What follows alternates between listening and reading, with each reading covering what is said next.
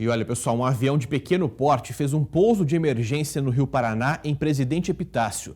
Segundo o Corpo de Bombeiros, a aeronave apresentou problemas durante um voo de instrução, por isso o piloto fez esse pouso forçado.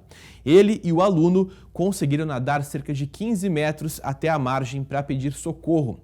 Os dois homens de 25 e 26 anos que tinham saído de Maringá, no Paraná, e sobrevoavam Epitácio, foram levados aí pelos bombeiros até a Santa Casa da cidade, como a gente está vendo nessas imagens. Eles tiveram apenas ferimentos leves.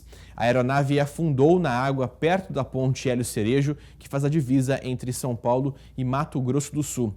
A eventual retirada, da aeronave é de responsabilidade do dono. As causas do acidente serão apuradas em uma perícia técnica.